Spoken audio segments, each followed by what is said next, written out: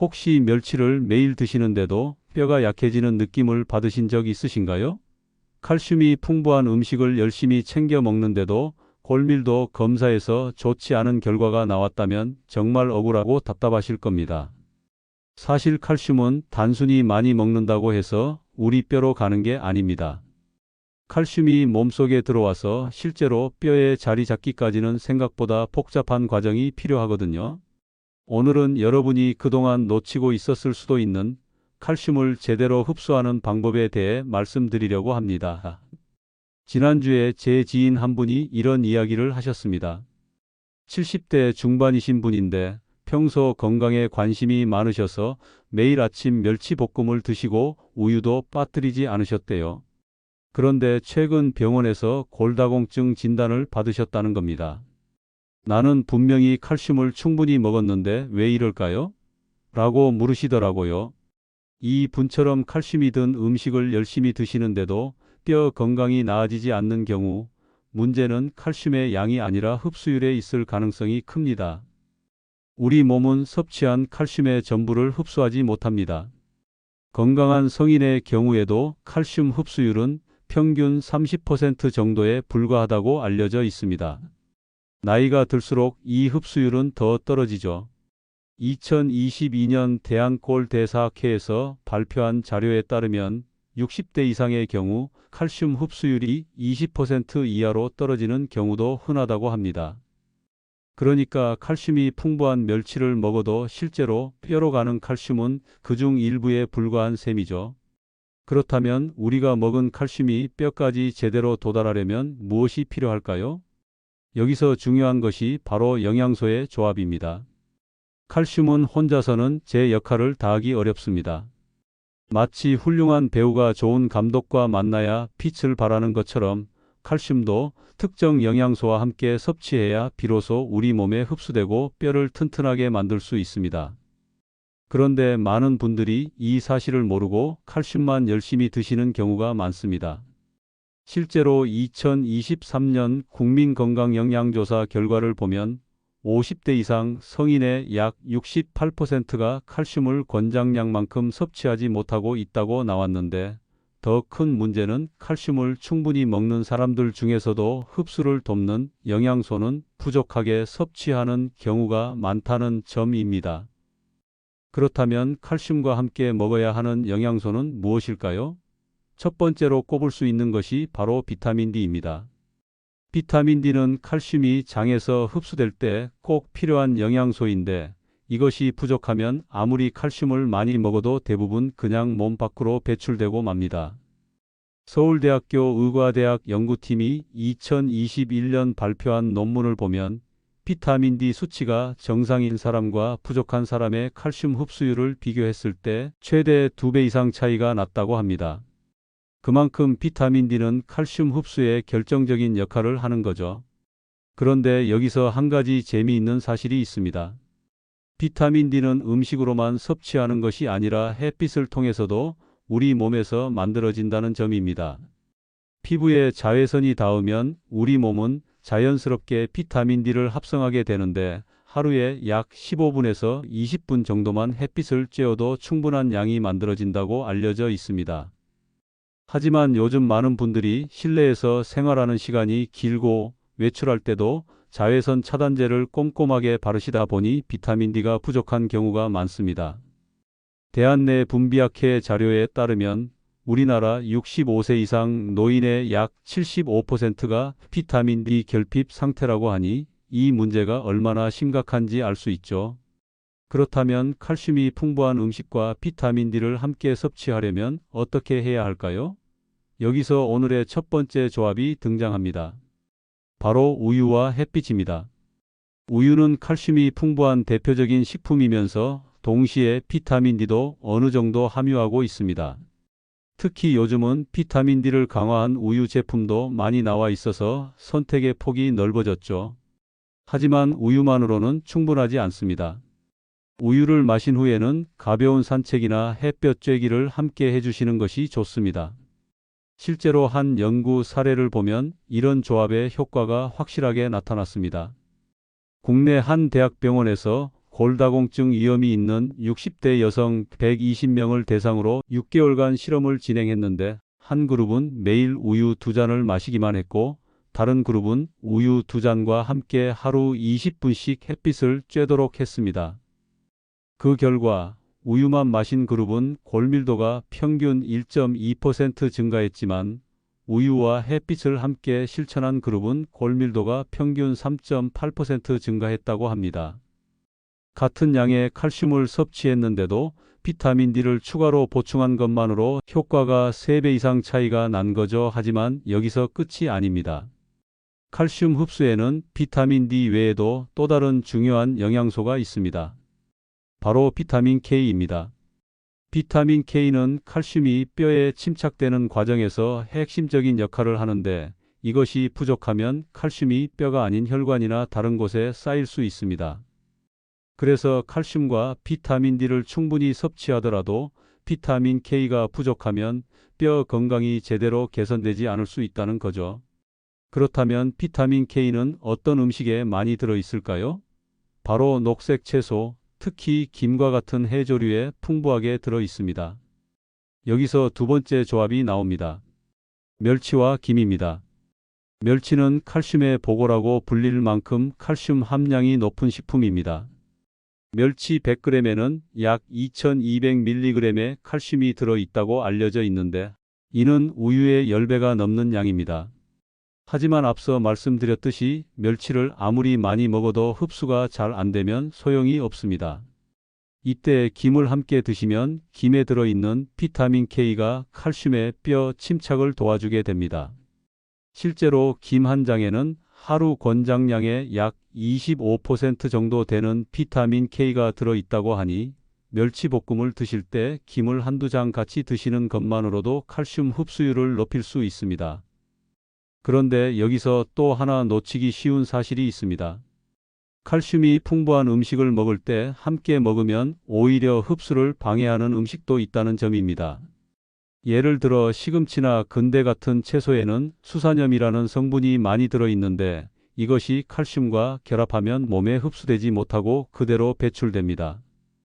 또 커피나 홍차에 들어있는 카페인과 탄닌 성분도 칼슘 흡수를 방해한다고 알려져 있습니다. 그래서 멸치나 우유를 드신 직후에 커피를 마시는 습관이 있으시다면 최소 30분에서 1시간 정도는 간격을 두시는 것이 좋습니다. 또 한 가지 중요한 점은 칼슘을 한꺼번에 많이 섭취하는 것보다 여러 번에 나누어 드시는 것이 흡수율을 높이는 데 유리하다는 사실입니다. 우리 몸은 한 번에 흡수할 수 있는 칼슘의 양이 제한되어 있기 때문에 하루 권장량인 800mg에서 1000mg 정도를 아침, 점심, 저녁으로 나누어 드시는 것이 가장 효과적입니다. 그러니 아침에 우유 한 잔, 점심에 멸치볶음, 저녁에 두부반모 정도로 나누어 드시면 칼슘 흡수율을 최대로 높일 수 있다는 거죠. 그런데 이쯤에서 궁금해하실 분들이 계실 겁니다. 칼슘과 비타민 D, 비타민 K를 모두 챙겨 먹는 것도 중요하지만 또 다른 영양소는 없을까요? 사실 칼슘 흡수에는 한 가지 영양소가 더 필요합니다. 그것이 무엇인지 그리고 어떤 음식 조합으로 이를 해결할 수 있는지는 조금 뒤에 말씀드리겠습니다. 지금까지는 우유와 햇빛, 멸치와 김이라는 두 가지 조합을 알아봤는데 이것만으로도 여러분의 칼슘 흡수율은 크게 달라질 수 있습니다. 그렇다면 칼슘 흡수에 필요한 또 다른 영양소는 무엇일까요? 바로 마그네슘입니다. 마그네슘은 칼슘과 함께 뼈를 구성하는 중요한 미네랄인데 칼슘만 과도하게 섭취하고 마그네슘이 부족하면 오히려 칼슘이 제대로 활용되지 못하고 혈관이나 신장에 쌓여 문제를 일으킬 수 있습니다. 미국 국립보건원 NIH의 연구에 따르면 칼슘과 마그네슘의 이상적인 섭취 비율은 2:1 정도라고 합니다. 즉, 칼슘을 1000mg 섭취한다면 마그네슘은 약 500mg 정도를 함께 섭취하는 것이 좋다는 의미입니다. 마그네슘이 부족하면 어떤 일이 벌어질까요? 실제로 칼슘만 과도하게 보충한 사람들 중 일부에서 근육경련이나 심장 박동 이상 같은 증상이 나타난다는 보고가 있습니다. 이는 칼슘과 마그네슘의 균형이 깨졌기 때문인데 마그네슘은 근육의 이완과 신경 전달에도 중요한 역할을 하기 때문에 부족하면 이런 증상이 생길 수 있는 거죠. 2020년 유럽 심장학회지에 실린 연구를 보면 칼슘 보충제를 복용하면서 마그네슘을 함께 섭취하지 않은 그룹에서 심혈관 질환 위험이 오히려 증가했다는 결과도 있습니다. 그래서 등장하는 세 번째 조합이 바로 두부와 버섯입니다. 두부는 콩으로 만들어진 식품이기 때문에 칼슘이 풍부할 뿐만 아니라 마그네슘도 함께 들어 있습니다. 특히 간수로 응고시킨 전통 두부의 경우 칼슘 함량이 더 높다고 알려져 있습니다.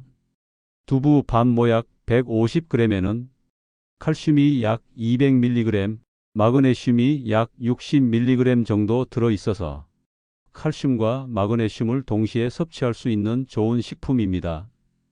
그런데 여기에 버섯을 추가하면 어떤 효과가 있을까요?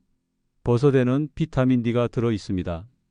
특히 햇빛에 말린 표고버섯의 경우 비타민 D 함량이 매우 높아서 말린 표고버섯 20g 정도만 먹어도 하루 권장량의 절반 이상을 섭취할 수 있다고 합니다. 또한 버섯에는 식이섬유와 다양한 미네랄이 풍부해서 장 건강에도 도움이 되는데 장이 건강해야 칼슘과 마그네슘 같은 영양소의 흡수율도 높아집니다. 그러니 두부를 드실 때 버섯을 함께 볶거나 찌개에 넣어 드시면 칼슘, 마그네슘, 비타민 D를 모두 섭취할 수 있는 완벽한 조합이 되는 거죠. 실제로 일본의 한 연구팀이 70세 이상 노인 200명을 대상으로 1년간 식습관을 조사한 결과를 보면 두부와 버섯을 주 3회 이상 함께 섭취한 그룹의 골밀도가 그렇지 않은 그룹보다 평균 5.3% 높게 나타났다고 합니다. 또한 낙상으로 인한 골절 발생률도 약 40% 낮았다고 하니 이 조합의 효과가 단순히 이론에 그치지 않고 실제 건강 결과로도 입증된 셈입니다. 그런데 이런 음식 조합을 실천하면서도 주의할 점이 있습니다. 칼슘을 아무리 잘 흡수하더라도 뼈에서 빠져나가는 속도가 빠르면 소용이 없다는 점입니다. 나이가 들면 자연스럽게 뼈에서 칼슘이 빠져나가는 속도가 빨라지는데 이를 가속화시키는 요인들이 있습니다. 대표적인 것이 바로 나트륨 과다 섭취입니다. 나트륨을 많이 섭취하면 소변으로 칼슘이 함께 배출되는 양이 늘어나기 때문에 칼슘을 아무리 많이 먹어도 짠 음식을 자주 드시면 효과가 반감됩니다. 대한영양학회 자료에 따르면 나트륨 섭취량이 하루 권장량인 2000mg을 초과할 때마다 소변으로 배출되는 칼슘의 양이 약 20mg씩 증가한다고 합니다. 우리나라 사람들의 평균 나트륨 섭취량이 하루 약 3500mg에서 4000mg 정도 되니까 권장량보다 2배 가까이 많이 섭취하는 셈이고 그만큼 칼슘 손실도 크다는 이야기입니다. 그래서 멸치를 드실 때도 너무 짜게 볶지 않고 국물 요리를 드실 때도 국물은 적게 드시는 것이 좋습니다. 또 하나 중요한 것은 단백질 섭취입니다. 단백질은 뼈를 구성하는 콜라겐의 재료가 되기 때문에 적절한 단백질 섭취는 뼈 건강에 필수적입니다. 하지만 단백질을 과도하게 섭취하면 오히려 칼슘 배출이 증가할 수 있다고 알려져 있습니다. 특히 동물성 단백질을 많이 섭취하면 체내 산성도가 높아지면서 이를 중화하기 위해 뼈에서 칼슘이 빠져나올 수 있습니다. 그렇다고 단백질을 안 먹을 수는 없으니 동물성 단백질과 식물성 단백질을 균형 있게 섭취하는 것이 중요합니다. 예를 들어 고기를 드실 때는 채소를 충분히 곁들이고 두부나 콩 같은 식물성 단백질도 함께 챙겨 드시는 것이 좋습니다. 2019년 미국 임상영양학회지에 실린 연구를 보면 동물성 단백질과 식물성 단백질을 비슷한 비율로 섭취한 그룹이 동물성 단백질만 주로 섭취한 그룹보다 골밀도 감소 속도가 느렸다는 결과가 있습니다. 그러니 칼슘 흡수뿐만 아니라 칼슘이 뼈에 머무르도록 하는 것도 중요하다는 사실을 기억하셔야 합니다. 그렇다면 이런 음식 조합들을 실생활에서 어떻게 실천할 수 있을까요? 아침에는 우유 한 잔과 함께 가벼운 산책으로 햇빛을 쬐고 점심에는 멸치볶음과 김을 곁들인 식사를 하고 저녁에는 두부와 버섯을 넣은 찌개나 볶음을 드시는 식으로 하루 3끼에 자연스럽게 이 조합들을 배치하시면 됩니다. 특별히 어렵거나 복잡한 방법이 아니라 평소 드시던 음식에 조금만 신경 쓰면 실천할 수 있는 방법들입니다. 실제로 제 지인 중 한 분은 이런 방법을 6개월간 꾸준히 실천하셨는데 골밀도 검사 결과가 눈에 띄게 좋아졌다고 하셨습니다. 이분은 60대 후반인데 처음 검사에서 골감소증 진단을 받으셨다가 6개월 후 재검사에서는 정상 범위로 돌아오셨다고 합니다. 의사 선생님도 식습관 개선만으로 이 정도 효과를 본 경우는 드물다며 놀라워하셨다고 하더라고요. 물론 이분은 음식 조합뿐만 아니라 규칙적인 운동도 함께 하셨지만 칼슘 흡수를 높이는 식습관이 큰 역할을 했다는 것은 분명합니다. 하지만 여기서 한 가지 더 알아두셔야 할 중요한 사실이 있습니다. 칼슘과 함께 섭취하면 좋은 영양소도 있지만 특정 질환이 있거나 약을 복용하는 경우에는 주의해야 할 점도 있다는 것입니다. 예를 들어 갑상선 기능 저하증으로 약을 복용하시는 분들은 칼슘이 약물 흡수를 방해할 수 있어서 약을 먹은 후 최소 4시간은 간격을 두고 칼슘이 풍부한 음식을 드셔야 합니다. 또 신장 질환이 있는 경우에는 칼슘과 인의 균형이 중요하기 때문에 반드시 의사와 상담하신 후 식단을 조절하셔야 합니다. 그리고 칼슘 보충제를 복용하시는 분들도 계실 텐데 보충제는 식품으로 섭취가 어려울 때 보조적으로 사용하는 것이 좋습니다. 보충제를 드실 때도 역시 비타민 D와 마그네슘이 함께 들어있는 제품을 선택하시거나 따로 복용하시는 것이 좋습니다. 하지만 가능하면 자연 식품으로 섭취하는 것이 가장 좋은데 그 이유는 식품에는 칼슘뿐만 아니라 다른 유익한 영양소들도 함께 들어있어서 시너지 효과를 낼 수 있기 때문입니다. 또 하나 놓치기 쉬운 부분이 바로 수분 섭취입니다. 칼슘이 몸속에서 제대로 이동하고 흡수되려면 충분한 수분이 필요합니다. 특히 나이가 들면 갈증을 잘 느끼지 못해서 수분 섭취가 부족해지기 쉬운데 하루에 물을 1.5리터에서 2리터 정도는 드시는 것이 좋습니다. 물을 충분히 마시면 칼슘의 체내 순환도 원활해지고 신장에 칼슘이 쌓여 결석이 생기는 것도 예방할 수 있습니다. 그런데 여러분, 이쯤에서 궁금하지 않으신가요? 지금까지 말씀드린 우유와 햇빛, 멸치와 김, 두부와 버섯이라는 조합이 정말 최선일까요? 사실 이 3가지 조합에는 공통점이 있습니다. 바로 칼슘과 함께 흡수를 돕는 영양소를 동시에 섭취한다는 점입니다. 하지만 단순히 이 조합들만 실천한다고 해서 모든 문제가 해결되는 것은 아닙니다. 왜냐하면 칼슘이 뼈로 가는 과정에는 우리가 아직 이야기하지 않은 또 다른 중요한 요소가 있기 때문입니다. 그 중요한 요소가 바로 운동입니다. 사실 아무리 칼슘을 잘 흡수해도 뼈에 자극이 없으면 칼슘이 뼈에 제대로 침착되지 않습니다. 뼈는 사용하지 않으면 약해지는 조직이거든요. 마치 근육을 사용하지 않으면 근육량이 줄어드는 것처럼 뼈도 적절한 자극을 받아야 강해집니다. 2018년 대한정형외과학회에서 발표한 연구를 보면 같은 양의 칼슘을 섭취하더라도 주 3회 이상 체중 부하 운동을 한 그룹이 운동을 하지 않은 그룹보다 골밀도가 평균 7.2% 더 높게 나타났다고 합니다.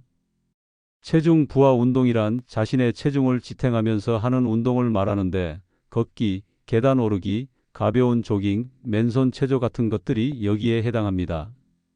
이런 운동을 하면 뼈에 적절한 압력이 가해지면서 뼈를 만드는 세포들이 활성화됩니다. 그래서 칼슘이 풍부한 식사를 하신 후에 가벼운 산책을 하시거나 집 안에서라도 스쿼트나 발뒤꿈치 들기 같은 간단한 운동을 하시면 칼슘이 뼈로 가는 효율이 훨씬 높아진다는 거죠. 실제로 제가 아는 한 분은 이런 방식으로 놀라운 변화를 경험하셨습니다. 75세 여성분이셨는데 골다공증으로 허리가 굽고 통증도 심하셨다고 합니다. 병원에서는 약물 치료를 권했지만 이분은 약을 먹기 전에 먼저 생활 습관을 바꿔보기로 결심하셨습니다. 매일 아침 우유 한 잔을 마신 후 30분 정도 동네를 산책하고 점심에는 멸치볶음과 김을 꼭 드시고 저녁에는 두부 요리를 먹은 후 집에서 간단한 스트레칭과 발뒤꿈치 들기 운동을 20회씩 하셨다고 합니다. 이렇게 1년을 꾸준히 실천하신 결과 골밀도가 정상 범위까지는 아니지만 골다공증에서 골감소증 수준으로 개선되었고, 무엇보다 허리 통증이 크게 줄어들어 일상생활이 훨씬 편해졌다고 하셨습니다. 그런데 운동을 할 때도 주의할 점이 있습니다. 너무 격렬한 운동은 오히려 관절에 무리를 줄 수 있고, 특히 이미 골다공증이 진행된 경우에는 낙상 위험이 있는 운동은 피해야 합니다. 그래서 가장 안전하고 효과적인 것이 바로 걷기입니다.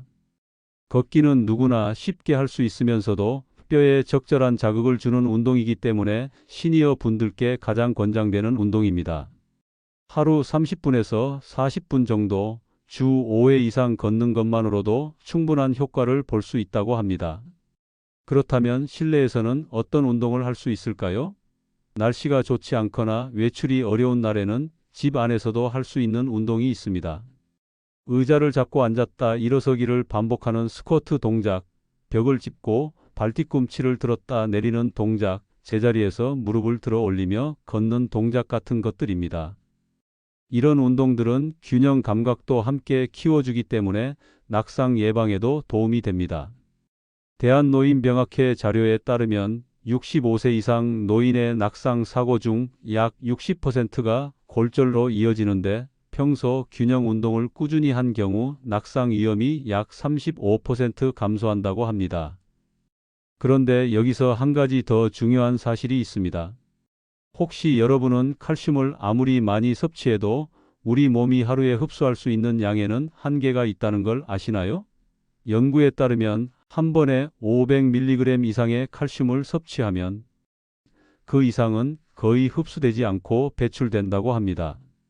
그래서 칼슘 보충제를 드실 때도 한 번에 많은 양을 먹기보다는 아침, 저녁으로 나누어 드시는 것이 훨씬 효과적입니다. 마찬가지로 음식으로 섭취할 때도 한 끼에 칼슘이 풍부한 음식을 몰아서 먹기보다는 세 끼에 골고루 나누어 드시는 것이 좋다는 이야기입니다. 또 한 가지 놓치기 쉬운 부분이 있습니다. 바로 흡연과 음주입니다. 담배를 피우면 뼈를 만드는 세포의 기능이 떨어지고 비타민 D의 활성화도 방해받습니다. 실제로 흡연자는 비흡연자에 비해 골다공증 발생 위험이 약 40%에서 50% 높다는 연구 결과가 있습니다.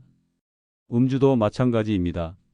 과도한 음주는 칼슘의 흡수를 방해하고 뼈에서 칼슘이 빠져나가는 속도를 빠르게 만듭니다.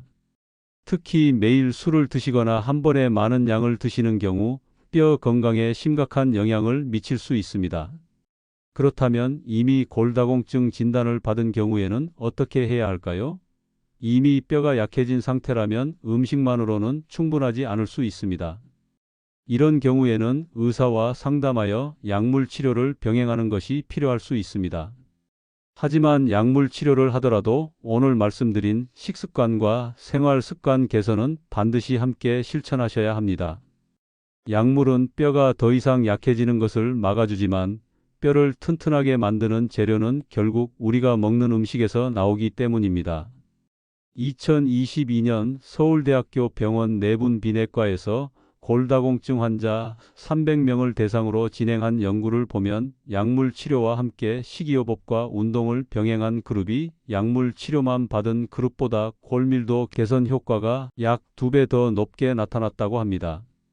또한 골절 발생률도 약 55% 낮았다고 하니 약을 먹는다고 해서 식습관과 운동을 소홀히 해서는 안 된다는 것을 알 수 있습니다. 그런데 여러분, 지금까지 말씀드린 내용을 실천하면서도 효과가 잘 나타나지 않는 경우가 있을 수 있습니다. 이런 경우는 왜 생기는 걸까요? 사실 칼슘 흡수와 뼈 건강에는 우리가 통제할 수 없는 요인들도 있습니다. 예를 들어 유전적인 요인, 폐경 후 호르몬 변화, 특정 질환이나 약물의 영향 같은 것들입니다. 특히 여성의 경우 폐경 이후 에스트로겐 수치가 급격히 떨어지면서 뼈에서 칼슘이 빠져나가는 속도가 매우 빨라집니다. 대한폐경학회 자료에 따르면 폐경 후 첫 5년 동안 여성은 매년 약 3%에서 5%씩 골밀도가 감소한다고 합니다. 이는 폐경 전에 비해 약 10배 빠른 속도입니다. 그래서 폐경기 여성의 경우 칼슘과 비타민 D 섭취량을 폐경 전보다 늘려야 하고 운동도 더 적극적으로 하셔야 합니다. 또한 정기적으로 골밀도 검사를 받아서 자신의 뼈 건강 상태를 확인하는 것이 중요합니다. 그렇다면 남성은 어떨까요? 남성도 나이가 들면 뼈가 약해지지만 여성만큼 급격하지는 않습니다. 하지만 방심해서는 안 됩니다. 남성의 경우 골다공증을 늦게 발견하는 경우가 많아서 골절 후에야 진단받는 경우가 흔합니다. 실제로 70세 이상 남성의 골다공증 유병률은 약 20%에 달하는데 여성보다 검사를 덜 받기 때문에 실제로는 더 많을 것으로 추정됩니다. 남성도 60세가 넘으면 골밀도 검사를 받아보시는 것이 좋습니다. 또 하나 중요한 것은 장 건강입니다. 아무리 좋은 영양소를 섭취해도 장에서 흡수가 잘 안 되면 소용이 없습니다. 특히 나이가 들면 소화 기능이 떨어지고 장내 유익균도 감소하기 때문에 영양소 흡수율이 자연스럽게 낮아집니다. 그래서 유산균이 풍부한 김치나 요구르트 같은 발효식품을 함께 드시는 것도 도움이 됩니다. 장내 환경이 건강해지면 칼슘뿐만 아니라 다른 영양소의 흡수율도 함께 높아지기 때문입니다. 여기서 한 가지 궁금증이 생기실 수 있습니다. 그렇다면 칼슘이 정말 뼈로만 가는 걸까요? 사실 칼슘은 뼈뿐만 아니라 우리 몸의 다양한 곳에서 중요한 역할을 합니다. 심장 박동, 근육 수축, 신경 전달, 혈액 응고 등 생명 유지에 필수적인 기능들에 칼슘이 관여합니다. 그래서 혈액 속 칼슘 농도는 항상 일정하게 유지되어야 하는데 만약 칼슘 섭취가 부족하면 우리 몸은 뼈에서 칼슘을 빼내서 혈액 속 농도를 유지하려고 합니다. 이것이 바로 칼슘을 충분히 섭취하지 않으면 뼈가 약해지는 이유입니다. 그러니 칼슘을 충분히 섭취한다는 것은 단순히 뼈를 튼튼하게 하는 것뿐만 아니라 우리 몸 전체의 건강을 지키는 일이라고 할 수 있습니다. 하지만 여기서 또 다른 질문이 생깁니다. 칼슘을 너무 많이 섭취하면 어떻게 될까요? 혹시 과다 섭취가 문제가 되지는 않을까요? 이 부분에 대해서는 조금 뒤에 더 자세히 말씀드리겠습니다. 그렇다면 칼슘 과다 섭취는 정말 문제가 될까요? 사실 일반적인 식사로 칼슘을 과다 섭취하는 경우는 거의 없습니다. 음식을 통해 섭취하는 칼슘은 우리 몸이 필요한 만큼만 흡수하고 나머지는 자연스럽게 배출되기 때문입니다. 하지만 문제는 칼슘 보충제를 과도하게 복용하는 경우입니다. 칼슘 보충제를 하루 2000mg 이상 장기간 복용하면 신장 결석이나 혈관 석회와 같은 문제가 생길 수 있다는 연구 결과가 있습니다. 미국 국립보건원 NIH에서는 성인의 칼슘 상한 섭취량을 하루 2500mg으로 정하고 있습니다. 이는 음식과 보충제를 합친 총량이므로 보충제를 드시는 경우에는 음식으로 섭취하는 칼슘까지 고려해서 조절하셔야 합니다. 특히 우유, 치즈, 멸치 같은 칼슘이 풍부한 음식을 자주 드시는 분들은 보충제를 추가로 먹을 필요가 없을 수도 있습니다. 그래서 보충제를 드시기 전에 먼저 본인의 식단을 점검해 보시고 필요한 경우에만 의사나 영양사와 상담 후 적절한 용량을 선택하시는 것이 좋습니다. 그런데 여기서 한 가지 더 알아두셔야 할 중요한 사실이 있습니다. 칼슘 흡수율은 나이뿐만 아니라 개인의 건강 상태에 따라서도 크게 달라질 수 있다는 점입니다. 예를 들어 위산 분비가 줄어든 경우, 소장 질환이 있는 경우, 갑상선 기능 이상이 있는 경우 등에는 칼슘 흡수가 잘 안 될 수 있습니다. 또한 장기간 스테로이드 약물을 복용하는 경우에도 칼슘 흡수가 방해받고 뼈에서 칼슘이 빠져나가는 속도가 빨라질 수 있습니다. 2021년 대한골대사학회에서 발표한 자료를 보면 만성질환 약물을 복용하는 65세 이상 노인 중 약 45%가 약물로 인한 2차성 골다공증 위험에 노출되어 있다고 합니다. 특히 천식이나 류마티스 관절염으로 스테로이드를 장기간 복용하는 경우, 당뇨병 약을 먹는 경우, 위산 억제제를 먹는 경우 등은 뼈 건강에 각별히 신경 써야 합니다. 이런 경우에는 담당 의사에게 뼈 건강에 미치는 영향을 상담하시고 필요하다면 칼슘과 비타민 D 보충을 더 적극적으로 하셔야 합니다. 그렇다면 실제로 칼슘을 충분히 섭취하고 있는지 어떻게 알 수 있을까요? 가장 정확한 방법은 골밀도 검사를 받는 것이지만 이것은 1년에 한두 번 정도만 가능합니다. 일상생활에서는 몇 가지 신호로 칼슘 부족을 짐작해 볼 수 있습니다.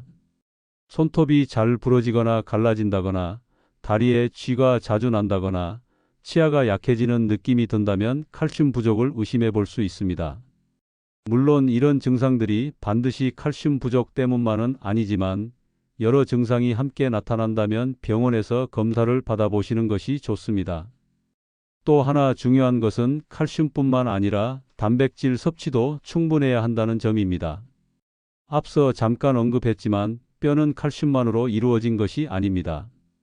뼈의 약 30%는 콜라겐이라는 단백질로 구성되어 있는데 이 콜라겐이 뼈에 탄력성을 주고 칼슘이 침착될 수 있는 틀을 만들어줍니다. 그래서 단백질 섭취가 부족하면 아무리 칼슘을 많이 먹어도 뼈가 튼튼해지기 어렵습니다. 서울대학교 식품영양학과에서 70대 노인 150명을 대상으로 진행한 연구를 보면 단백질 섭취량이 체중 1kg당 1.2g 이상인 그룹이 0.8g 이하인 그룹보다 골밀도가 평균 6.5% 높았다고 합니다. 이는 단백질이 뼈 건강에 얼마나 중요한지를 보여주는 결과입니다. 그러니 칼슘을 챙겨 드시는 것과 함께 매 끼니마다 적절한 양의 단백질도 함께 섭취하시는 것이 중요합니다. 고기, 생선, 계란, 두부, 콩 같은 단백질 식품을 골고루 드시면 됩니다. 그런데 여기서 궁금해하실 수 있습니다. 나이가 들면 식욕이 떨어져서 음식을 충분히 먹기 어려운데 그럴 때는 어떻게 해야 할까요? 사실 이것이 많은 시니어 분들이 겪는 어려움입니다. 식욕이 없어서 적게 먹다 보면 자연스럽게 칼슘과 단백질 섭취량도 줄어들게 됩니다. 이런 경우에는 한 번에 많이 먹으려고 하기보다는 소량씩 자주 드시는 것이 좋습니다. 하루 3끼를 꼭 챙기기 어렵다면 5끼, 6끼로 나누어 조금씩 드시는 방법도 있습니다. 또한 영양 밀도가 높은 음식을 선택하는 것도 중요합니다. 예를 들어 흰 쌀밥보다는 잡곡밥, 일반 두부보다는 순두부찌개처럼 국물과 함께 먹을 수 있는 요리를 선택하면 적은 양으로도 충분한 영양을 섭취할 수 있습니다. 우유를 그대로 마시기 어렵다면 미숫가루나 선식에 타서 드시거나 요구르트 형태로 드시는 것도 좋은 방법입니다. 멸치도 그냥 볶아서 먹기 힘들다면 갈아서 죽이나 국에 넣어 드시면 더 부드럽게 섭취할 수 있습니다. 그리고 식사 준비가 어려운 분들을 위한 영양 보충 음료나 선식 같은 제품들도 활용할 수 있습니다. 이런 제품들은 칼슘, 단백질, 비타민 등이 균형 있게 들어 있어서 식사를 충분히 하지 못할 때 보조적으로 사용하기 좋습니다. 하지만 이것으로 식사를 완전히 대체하기보다는 간식이나 보충 용도로 활용하시는 것이 좋습니다. 여기서 한 가지 더 말씀드리고 싶은 것이 있습니다. 혹시 여러분 중에 채식을 하시는 분들이 계신가요? 채식을 하시는 경우 칼슘 섭취가 부족해질 수 있다고 걱정하시는 분들이 많은데 사실 채식을 하더라도 칼슘을 충분히 섭취할 수 있습니다.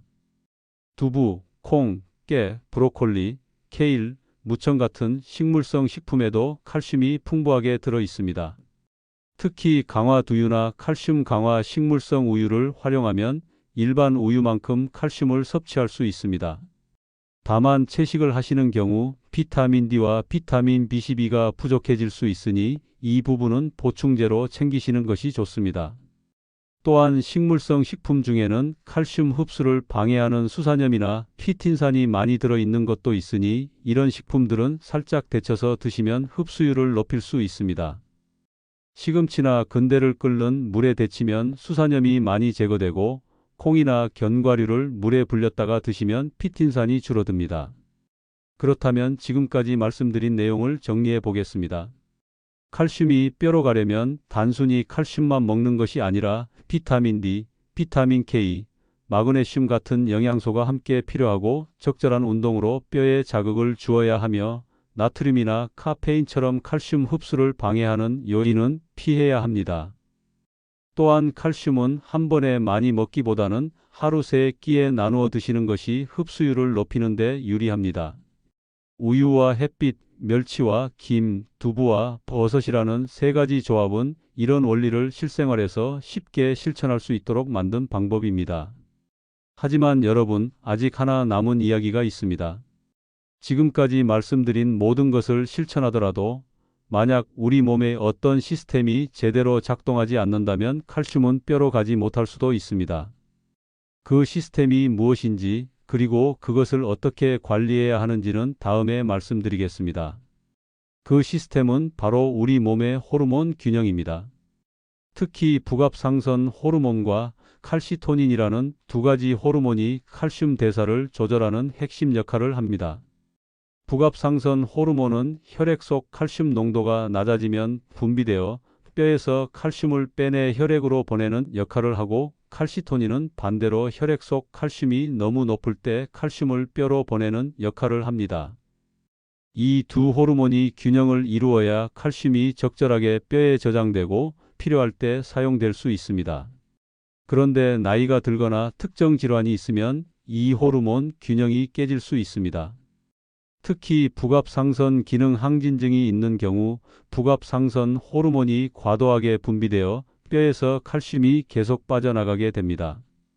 대한내분비학회 자료에 따르면 60세 이상 성인의 약 2%에서 3%가 부갑상선 기능 이상을 경험한다고 합니다. 이런 경우 아무리 칼슘을 많이 섭취해도 뼈가 약해질 수밖에 없습니다. 그래서 골다공증이 있으면서 칼슘을 충분히 섭취하는데도 증상이 개선되지 않는다면 부갑상선 검사를 받아보시는 것이 좋습니다. 또한 갑상선 호르몬도 뼈 건강에 영향을 미칩니다. 갑상선 기능 항진증이 있으면 뼈의 신진대사가 빨라지면서 칼슘이 빠져나가는 속도도 빨라집니다. 반대로 갑상선 기능 저하증이 있으면 뼈를 만드는 속도도 느려지지만 동시에 칼슘 흡수도 감소할 수 있습니다. 이처럼 호르몬은 칼슘 대사에 매우 중요한 역할을 하므로 만약 갑상선이나 부갑상선 질환이 있다면 이를 적절히 치료하면서 칼슘 섭취를 관리하셔야 합니다. 그렇다면 호르몬 균형을 유지하기 위해서는 어떻게 해야 할까요? 가장 중요한 것은 규칙적인 생활 습관입니다. 충분한 수면, 적절한 운동, 스트레스 관리가 모두 호르몬 균형에 영향을 미칩니다. 특히 수면이 부족하면 성장 호르몬 분비가 줄어들고 스트레스 호르몬인 코르티솔이 증가하는데 코르티솔은 뼈에서 칼슘을 빼내는 작용을 합니다. 2020년 대한수면학회에서 발표한 연구를 보면 하루 수면 시간이 6시간 미만인 노인이 7시간에서 8시간 자는 노인보다 골밀도가 평균 4.2% 낮게 나타났다고 합니다. 스트레스 관리도 중요합니다. 만성적인 스트레스는 코르티솔 수치를 지속적으로 높게 유지시켜 뼈 건강을 해칩니다. 명상, 요가, 취미 활동, 사회적 교류 같은 것들이 스트레스를 줄이는 데 도움이 됩니다. 실제로 한 연구에서 주 3회 이상 명상이나 요가를 실천한 그룹이 그렇지 않은 그룹보다 골밀도 감소 속도가 느렸다는 결과가 있습니다. 이는 스트레스 감소가 호르몬 균형을 개선하고 그것이 뼈 건강으로 이어진다는 것을 보여줍니다. 또 한 가지 주목할 만한 사실은 햇빛과 운동이 단순히 비타민 D 합성과 뼈 자극만이 아니라 호르몬 균형에도 긍정적인 영향을 준다는 점입니다. 햇빛을 쬐면 세로토닌이라는 신경 전달 물질이 증가하는데 이것이 기분을 좋게 만들고 스트레스를 줄여주며 결과적으로 코르티솔 수치를 낮춰줍니다. 운동도 마찬가지로 스트레스 호르몬을 감소시키고 성장 호르몬과 같은 유익한 호르몬의 분비를 촉진합니다. 그래서 우유와 햇빛, 멸치와 김, 두부와 버섯이라는 조합에 운동을 더하는 것이 단순히 영양소 섭취를 넘어서 호르몬 균형까지 개선하는 통합적인 접근이 되는 거죠. 그런데 여기서 한 가지 더 알아두셔야 할 것이 있습니다. 혹시 여러분은 장과 뼈가 서로 연결되어 있다는 사실을 아시나요? 최근 연구들을 보면 장내 미생물이 뼈 건강에도 영향을 미친다는 것이 밝혀지고 있습니다.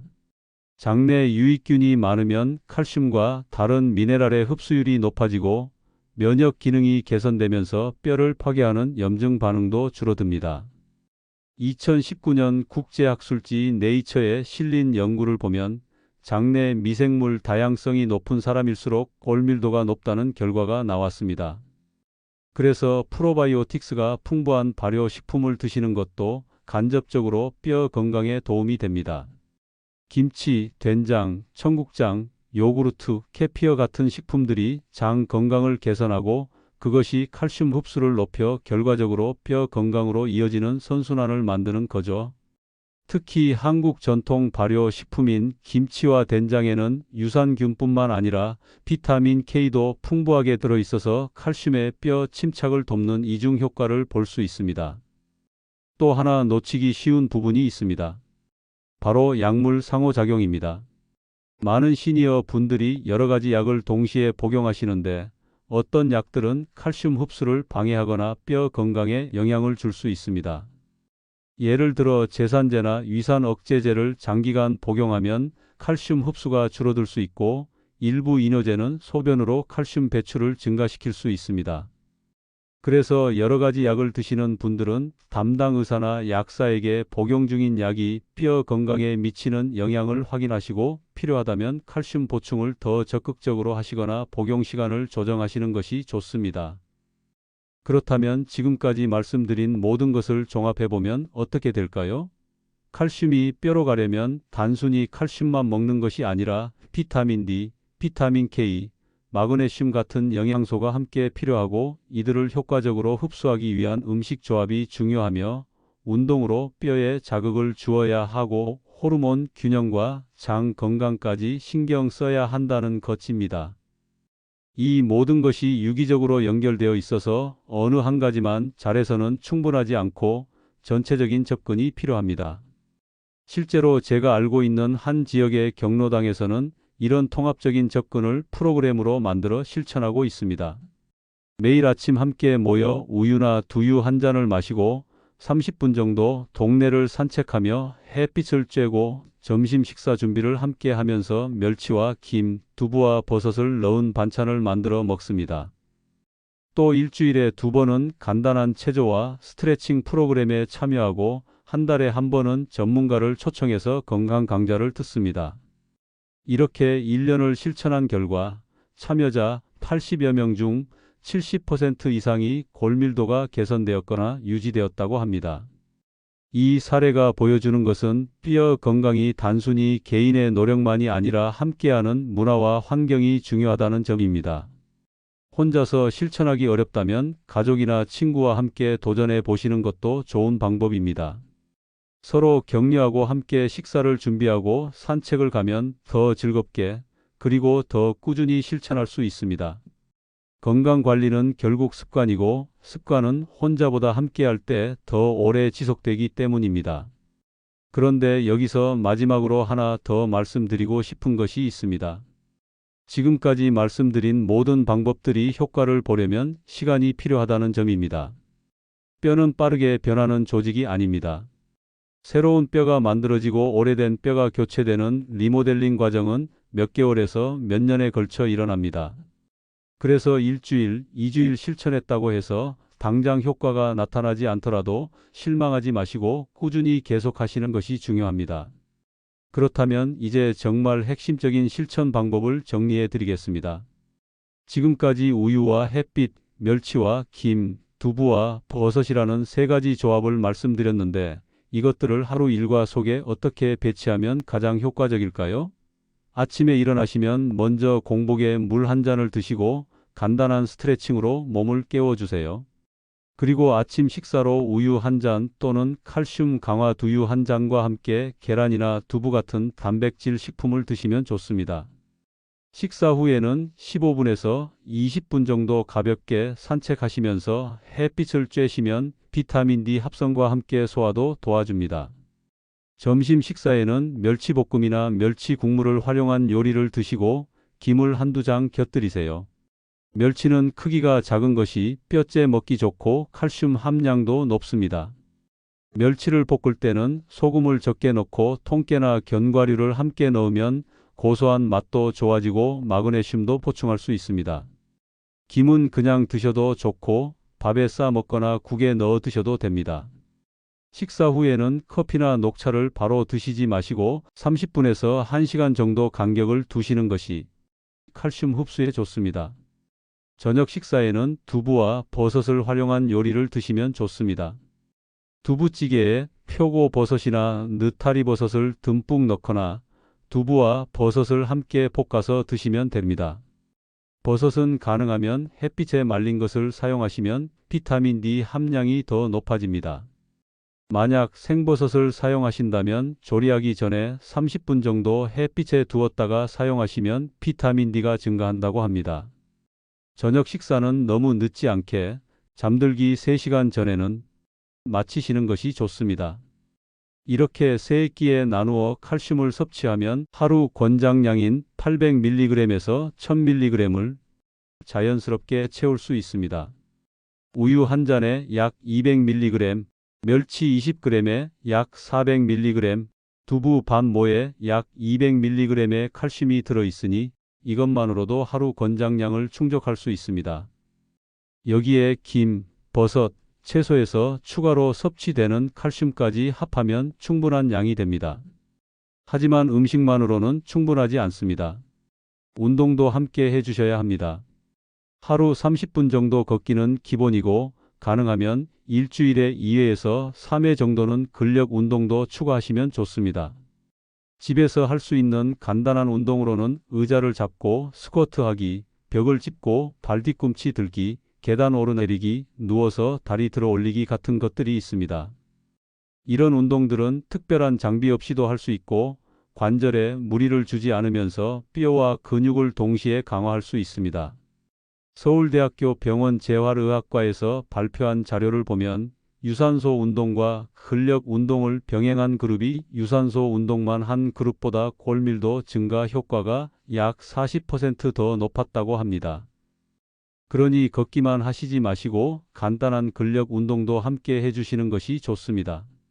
다만 처음부터 무리하지 마시고 본인의 체력에 맞춰 천천히 강도를 높여가시는 것이 중요합니다.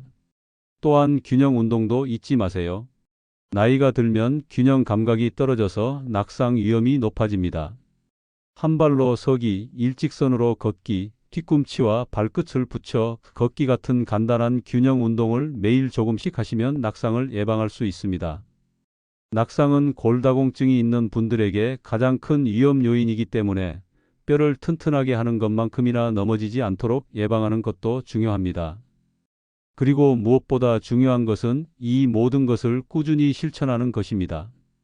일주일 열심히 하다가 그만두는 것보다는 조금 부족하더라도 매일 꾸준히 하는 것이 훨씬 효과적입니다.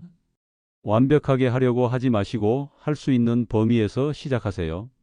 예를 들어 처음에는 우유와 햇빛 조합만 실천하시다가 익숙해지면 멸치와 김을 추가하고 그 다음에 두부와 버섯을 추가하는 식으로 단계적으로 늘려가시면 됩니다.